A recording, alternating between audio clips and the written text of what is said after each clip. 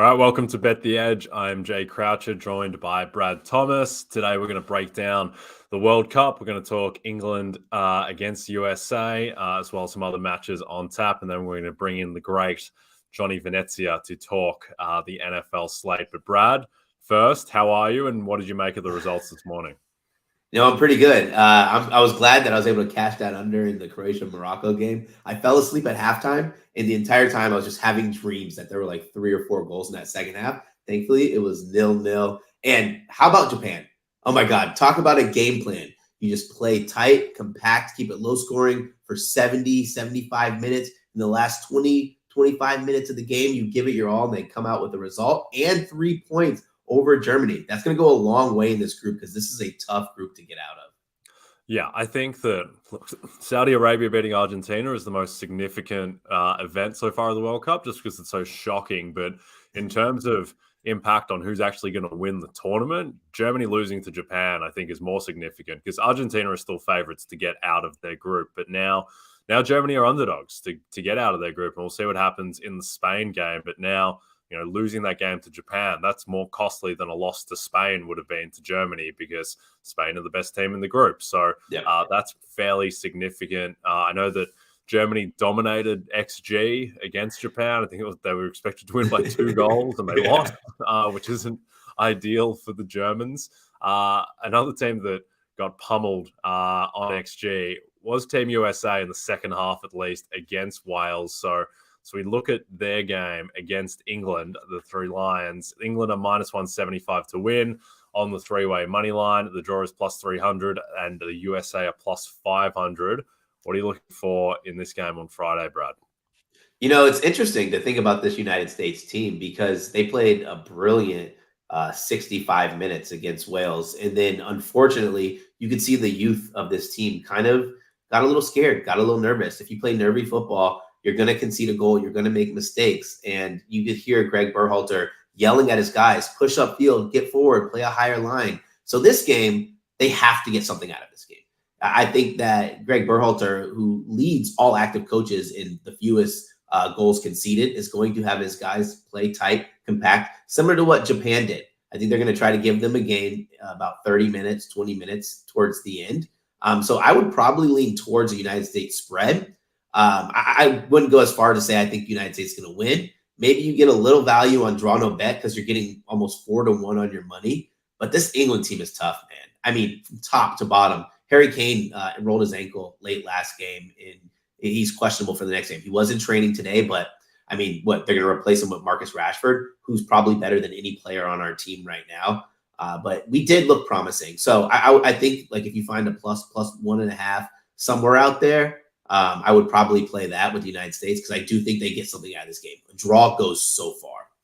Yeah, if they get a draw, then they're in great position to get out of the group, regardless of what Wales do against Iran, because England will be heavy favourites to beat Wales. I do think that, this sets up for a pretty ugly, low-scoring type of game. Gareth Southgate's England, notwithstanding the 6 goals they put past Iran, have typically been a pretty cagey, conservative team.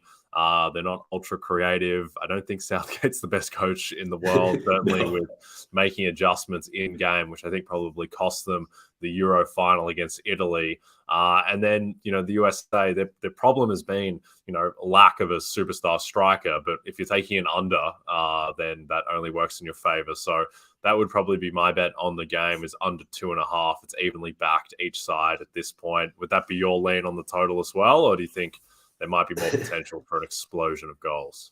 No, it's going to be the under for me. A lot of people, when they're betting from game to game in the World Cup, they see a 6-8 goal explosion. Like you said, in the last game, they instantly want to take over. But these teams, they want to get draws. They want to play low scoring games. That's why we've seen so many 0-0 results. Like it's not rocket science for these coaches. They know what they need to do. Get a point, survive, live to fight the next day, and then win the games you should. Yep, I'm with you there. Let's jump to Belgium, Canada.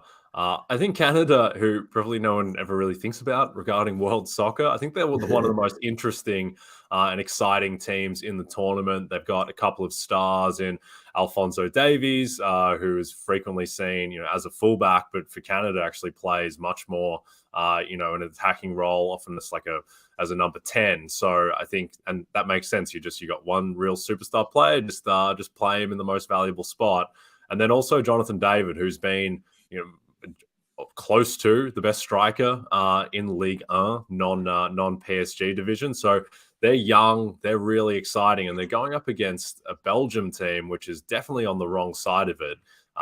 With Romelu Lukaku, not anywhere near the guy he was for Inter Milan 2 years ago. Eden Hazard can barely get through 90 minutes. He's not the guy he was at Chelsea. And then a really old defense in Belgium, with guys like Jan Vertonghen and Toby Alderweireld not being who they were. So what do you like in this Belgium-Canada game? Yeah, I like both teams to score here. Like you touched on it, their defense is so old. Their back line is anchored by two 33-plus-year-old guys. And that sounds crazy. We're talking about 33, but in soccer years as a defender, that's really old. And this is going to probably be a come-out party for Jonathan David.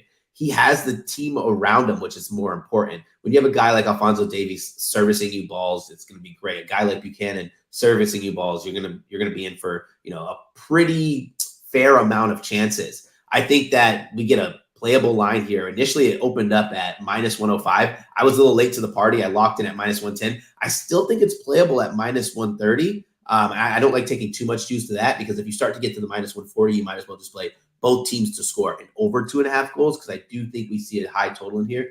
This Belgian team's going to get scored on. Canada is one of my sleepers to make it out of this group at plus 275. Odds change a little bit now with the result this morning, but I wouldn't sleep on Canada at all, especially against this very, very weak. And they're probably the weakest top 10 FIFA team there is.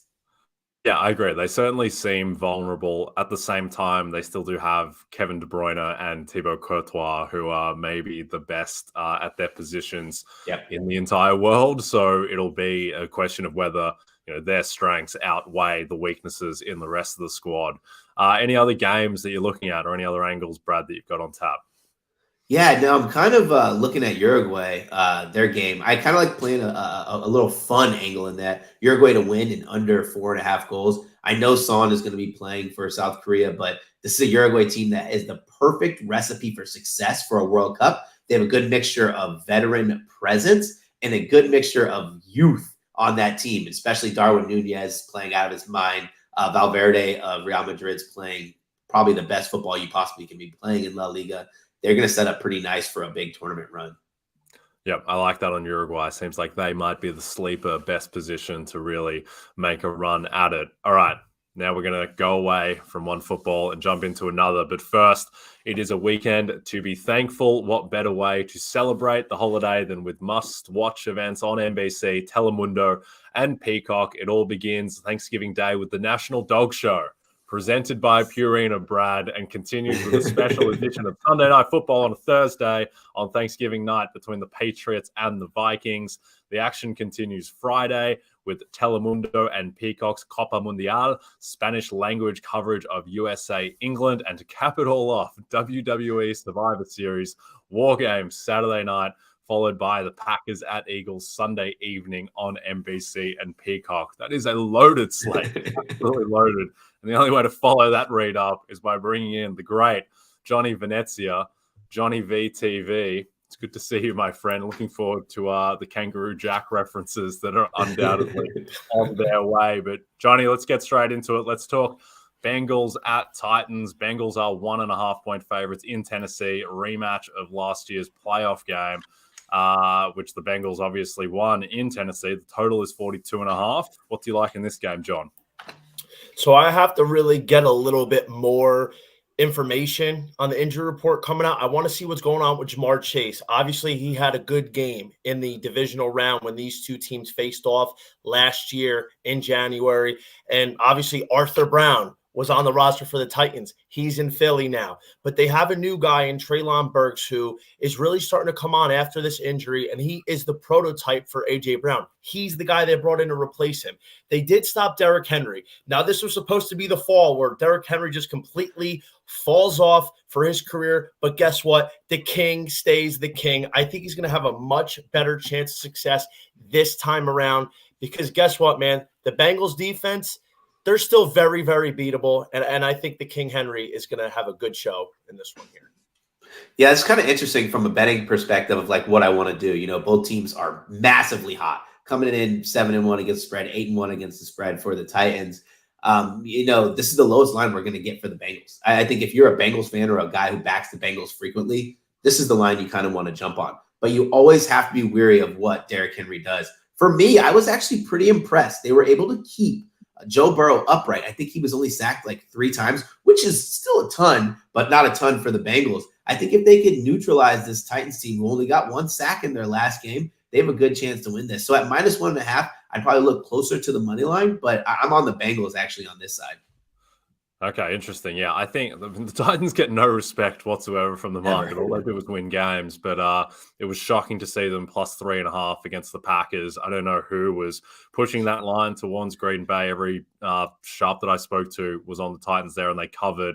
At the same time, my concern in this game would be that the Titans' run defense is almost too good because what you want is if you're going up against Cincinnati, you want them running Joe Mixon for 3 yards per carry. In this case, it might be Samaje Perine. And you don't want them throwing the ball, particularly if Jamar Chase is out there. But teams constantly just give up on the run entirely against Tennessee more than they do any other team because the Titans have the best rushing defense in the league. So you don't want this to become a Joe Burrow, just throwing it on 70% of plays. But yeah, I think this line should be more like pick. So I would be skewed Titans, if anything, but that is a relatively small margin. And my apologies to King Henry. I wrote him off before the start of the season, and he has proven me very, very wrong. But the past 2 weeks, he hasn't done much. So we'll see what he can do against the Cincinnati run defense that's basically middle of the pack. Let's jump to Raiders Seahawks, which is one I have a bit of a stronger opinion on. The Seahawks are 3.5-point favorites. The total is 47.5. Johnny, where are you going here? Listen, our boy Gino Bambino in firm contention for this comeback player of the year. We're going to have a very good Christmas if that one comes home. They're coming off a bye, and they came out flat against Tampa in Germany. They're the most traveled team in the NFL. It was 6:30 their time, and they started getting going as the game went on, right? So now they're coming off a bye, fresh, against a Raiders team that's really not that good. And quite honestly, I'm looking for Gino to be able to carve up this defense. LV is the worst defense against running backs in the pass game. They allow the 4th most catches and the most yards. Looking for Kenny Walker to get going in the ground game as well as through the air. Who's going to cover Tyler Lockett and Papa DK Metcalf? I don't know. It's not going to be Rock Yassin or Amrik Robertson. I think it's going to be Geno Smith, one-way traffic, and they're going to be able to have a good matchup with Tariq Woolen v. Devontae Adams and shut down Josh Jacobs because they're pretty good in rush DVOA. Your favorite stat. I absolutely love this, Johnny, because we're on the same side. Like the Raiders have to be the worst coach team in the NFL, yet somehow they picked up a win and are acting like, they saved the season. Like, great, we made the great decision to stay with McDaniels. No, you guys are awful. I like the Seahawks. And even in that Bucs game, when I bet the Bucs, I was terrified. I wanted to get a little bit of action, a little buyback on the Seahawks in that game because you said it perfectly. They came out flat. They traveled a lot. The timing was wrong. The Bucs, they played a Bucs at a very bad part in the season for them to be an opponent, and they still fought very hard. They're going to be able to shut down Adams. They're going to be able to shut down Josh Jacobs. I think that we see a big game out of Kenneth Walker as well. The Raiders are not a good team. So give me the Seattle Seahawks. I'm not even questioning the 3.5. But I do miss the days where we were getting those +5.5s. Like, man, those were the days. Yeah, the Seahawks. The book is out on the Seahawks, though perhaps not enough because I think this line should be more like 5.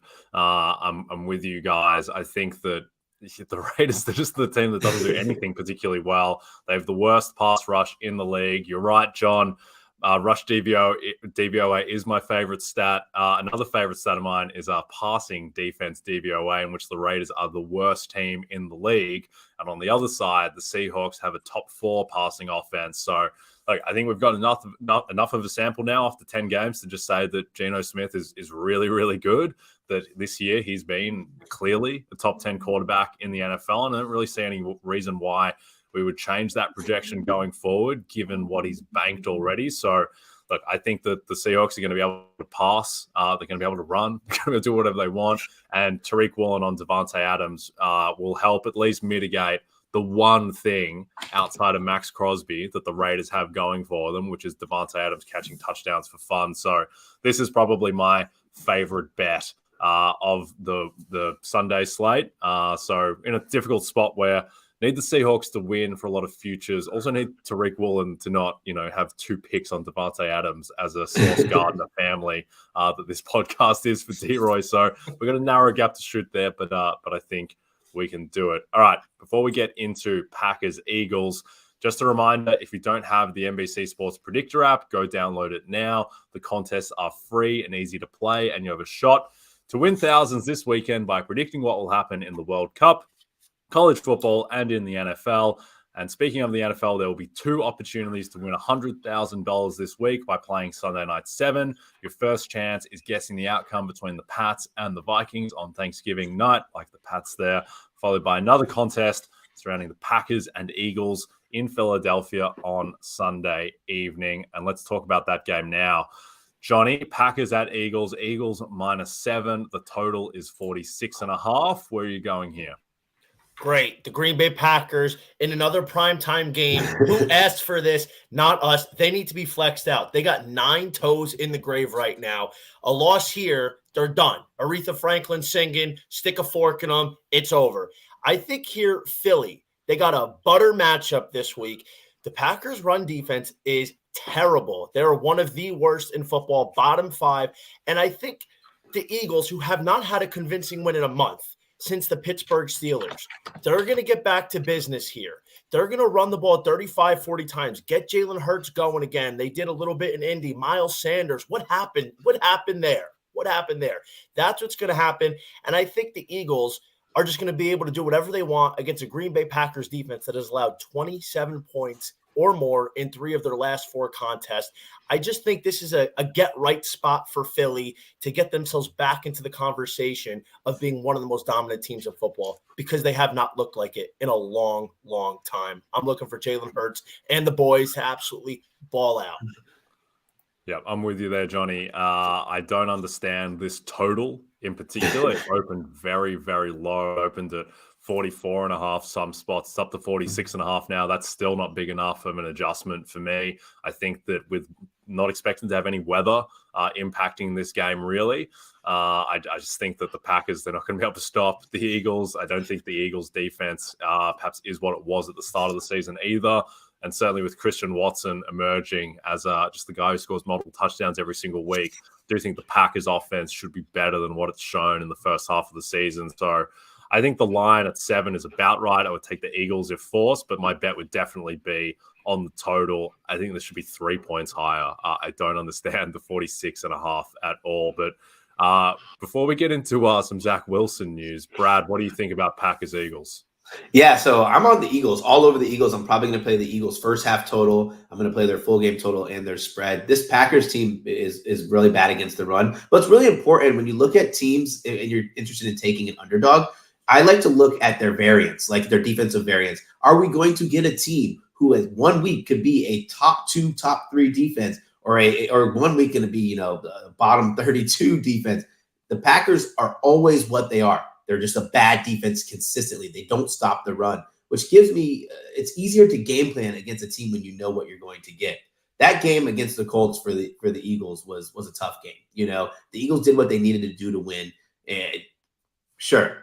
But listen, this is not the same defense that they're playing against the Colts. I think Miles Sanders gets the ball. His carry total is going to probably be set somewhere like 13.5. I think he runs the ball about 15, 16 times this game because he's going to go absolutely berserk on this team. I like a lot of points for the Eagles in a big win. I like that. Yeah, keep rolling, Eagles. Nick Sirianni, Coach of the Year, looks to get back on track, which it was revived with that win over the Colts. Let's talk about Zach Wilson. News has just broken that he's been benched, which, to be honest, I would have made a pretty big underdog in the market, him getting benched after the reporting. It seemed like he was going to get one last chance against the Bears defense to really get right. No, they've just pulled the trigger. And this is great news as I go into the wardrobe, because now there's hope for the New York Sports Garden jersey. Might get worn on a couple of shows this weekend. I think this is really good for the Jets. Thinks it gives them more upside. I think that Mike White and Joe Flacco are both better than Zach Wilson. He's been just insipid. He's been the worst starting quarterback in the league by PFF. He's 39 out of 39 in terms of guys who meet the barest thresholds in PFF grade. I think this is the right move. I love Robert Saleh. I love that he's making this call, because now I think it certainly increases their chances of making the playoffs. Like, it's not a massive difference, because it's not like Mike White and Joe Flacco are going to come in and be Justin Herbert. But I think both of those guys are worth half a point to a point over the Zach Wilson that we've seen. Johnny, any lean now on right now? The line has gone. It's funny because that's exactly kind of what I wanted to touch on, is that the line has gone from Jets -4.5 to Jets -5 with this news that Wilson is out. Any lean on Jets Bears now, Johnny? You guys know I'm the creator of the Royal Mint. And for anybody that doesn't know what the Royal Mint was, and I was hoping we were going to get to this, always take the road dog getting 5 or 5.5 points exactly. And I had to convince a lot of people early in the season about it, because nobody bought in on me. But when I started showing them the trends and I started forcing the Royal Mint down my circuit group's throat, which includes Brad Thomas, early in the season, then everybody started to catch on. So Chicago is in that spot here. They're 12-3 against the spread this year in the last 2 seasons with the Royal Mint. It's absolutely butter. It's unbelievable. And the big thing, I would back the Bears on the spread if Justin Fields is going to play. I'm not really comfortable, even in this spot, backing like a Nick Foles or whoever they're going to be rolling out there. If it is Nick Foles backing them up, somebody refresh my memory. Trevor Siemian, the great Trevor Siemian. Yeah, yeah. I'm not laying any. I'm not getting any points to Trevor Siemian here, but I do think the Bears right now would be the play. Although, Jay, we know why Robert Saleh made this move. It's because he knows we have a nice coach of the year position on him. And in order to do so, they need to make the playoffs. So bravo, Robert Saleh. Yeah, this is actually, I would go and now back Robert Saleh, coach of the year. And it's not so much that Mike White or Joe Flacco, whoever they start, is going to be a massive, massive upgrade. It's just that this gives Saleh so much more narrative. If he goes away from Wilson, he makes that massive call, to get basically, like, Wilson's done. Like, he's the number 2 pick, and he's been benched ingloriously on a team that's 6-4. I can't imagine that he's going to be the long-term guy for the Jets now after this. So I think that this gives Saleh a lot more narrative, particularly what happened to other coach of the year candidates like Kevin O'Connell. Good night. Like, you're done after that loss to Dallas. Brian Daboll looks like the bottom is coming out for the Giants with their injuries. They're going to get destroyed by the Cowboys. That line is ticking towards 10. I still like that, even if it gets to 10 on the Cowboys side. So really, Nick Sirianni is the guy to beat, but Robert Saleh is right in position now. I still think I'd probably take the Bears +5 if it's Fields at quarterback. If he gets ruled in, I think that line will drop. But Brad, any thoughts on the funeral of Zach Wilson? Poor Zach Wilson. Listen, I hated how every expert says Zach Wilson can make all the throws on the field. It's like the guy's only watched his pro day or his highlight package. If you watch real BYU football, if you're a real college football fan, you guys know I love college football. I love it more than my mother. I'm sorry, Mom. I do love you. But Zach Wilson is a terrible decision maker. He has been and will always be. So this is a great move by Saleh and the Jets. I think it makes them, like you said, a 1 or 1.5 point better every single game, because you don't need, this has been proven by the Philadelphia Eagles when they won the Super Bowl, you don't need Patrick Mahomes out there at quarterback. You just need someone out there who's going to move the chains and is not going to make mistakes. And unfortunately, Zach Wilson didn't do that. So this makes them so much better. Like, I've been waiting for this to happen. Like, even fantasy players, like even pass catchers in fantasy get a little upgrade by not having the terrible Zach Wilson, who after a poor game says, no, it wasn't my fault, or there's nothing I could have done better. That's just total BS. Yep, I love it. I love this. I love everything about this move. Robert Saleh's the man. Look, here's the thing, and here's why he's the bet for coach of the year right now. He's plus 1,100 on points bet. Is the Jets are plus 120 to make the playoffs right now, and so like Robert Saleh he's better than a 5-1 chance to win coach of the year if the Jets make the playoffs after making this move, after being a team that was expected to win like 5-6 games, and they've already gotten to 6 this early in the season. So.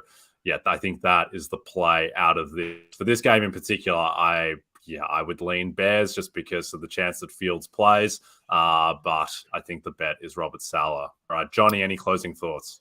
Yeah, so I actually wanted your guys' opinion on this. I tweeted this out last week.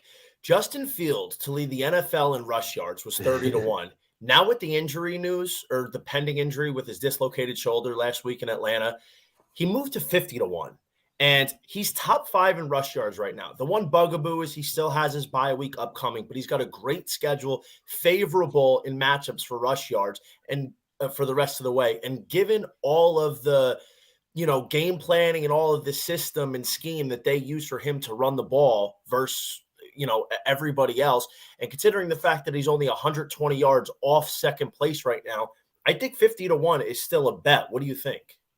Yeah, I think so. What, he's like 176 yards behind Derrick Henry, and Henry's got an extra game, so 176. That probably projects to be like 276 behind Henry. So that's a pretty big gap. You'd probably need something to happen to Henry, but at 50-1, I don't mind it just because of the Fields' rushing has the highest upside of almost anyone in the league, just because, with these quarterback design runs, I think they would have to be more variable than, Derrick Henry running into a stacked 8-man box over and over again. So it's 50-1. If you get news that he is ruled in, then I don't mind it. I wouldn't back it right now just because of the uncertainty, but those markets are typically pretty slow to update. And I think you'll probably be able to get some 50-1, even if he still is ruled in. Anyway, that game just got a lot more interesting with the news that it's going to be the White or Flacco show.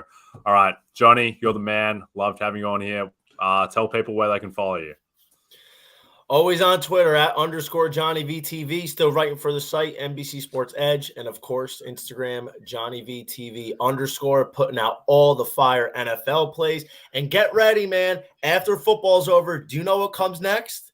It's college baseball season. Yes. The best sport to bet. The books don't know what they're doing, but your boy Johnny VTV does. See you guys soon. Absolutely love it.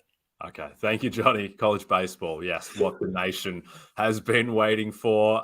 Don't forget to check out NBCSportsEdge.com for more information to help you with your wagers. Thanks for everyone watching on the NBC Sports YouTube channel. And if you're listening to us in podcast form, don't forget to subscribe and rate us. From Jay Croucher and Brad Thomas and the aforementioned Johnny VTV. Happy holidays. Have a great Thanksgiving, and we'll be back next week.